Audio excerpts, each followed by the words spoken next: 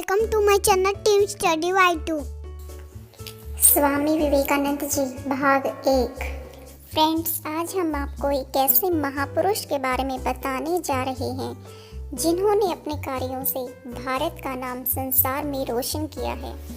ये महापुरुष थे हमारे स्वामी विवेकानंद जी। फ्रेंड्स, जिनकी विचारधारा ने लोगों के जीवन में एक नया जोश भर दिया था, उनके जीवन को एक नई दिशा दी थी। 12 जनवरी 1863 को इस महापुरुष ने प्रातःकाल कलकत्ता में भारत की भूमि पर जन्म लिया था। ये दत्त परिवार में जन्मे थे। यह कलकत्ता का एक सम्मानित और अमीर परिवार था। इनके परदादा श्री राम मोहन दत्त एक प्रसिद्ध वकील थे। इनके पिता विश्वनाथ जी और माता का नाम भुवनेश्वरी देवी था। उनकी माता एक धार्मिक महिला थी। फ्रेंड्स, इनके बचपन का नाम नरेंद्र था, लेकिन इनकी माता इनको वीरेश्वर कहकर बुलाती थी। इनकी माता एक धार्मिक महिला थी, लेकिन इनके पिता एक स्वतंत्र विचारों वाले व्यक्ति थे। नरेंद्र का स्वभाव अपने पिता पर था। वे बचपन से ही अपने घर में होने वाले लोकाचार तथा देशाचार के नियमों को नहीं मानते थे। इस कारण उन्हें माँ से भी डांट खानी पड़ती थी। नरेंद्र का बाल मन यह नहीं समझ पाता था कि भात की थाली छूकर बदन पर लगाने से क्या होता है, बाएं हाथ से पानी का गिलास उठाकर क्यों पीना नहीं चाहिए। जब कभी वे अपने प्रश्नों के उत्तर अपनी माँ से जानना चाहते थे, तो उनकी माता उनके कोई संतोषजनक जवाब नहीं दे पाती थी।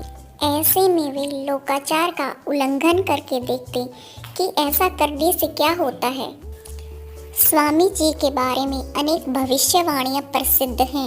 यह घटना सन 1877 की है, जब स्वामी जी अपने पिता के पास रायपुर चले आए थे। इस समय नरेंद्र पेट की बीमारी से पीड़ित थे।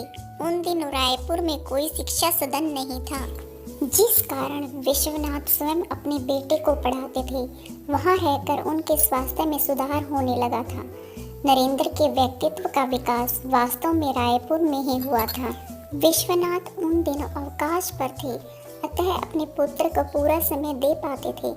पाठ्य पुस्तकों के अतिरिक्त नरेंद्र ने इतिहास, दर्शन तथा साहित्य जैसी पुस्तकों को भी पढ़ना शुरू कर दिया था। उनकी स्मरण शक्ति बहुत तेज थी।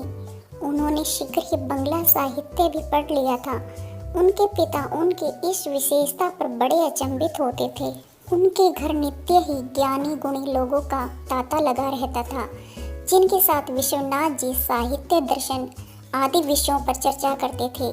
उस समय नरेंद्र भी अपने पिता के साथ वहां उपस्थित रहते थे। वे वाद विवाद को ध्यान से सुनते थे। कभी कभी अपने पिता के प्रोत्साहन पर वे भी चर्चा में भाग लेते थे। उनके विचार सुनकर वहां बैठे लोग मंत्रमुग्ध हो जाते थे। विश्वनाथ जी के एक मित्र बंगला साहित्य के प्रसिद्ध लेखक थे। एक दिन वे साहित्य पर वाद विवाद करने लगे।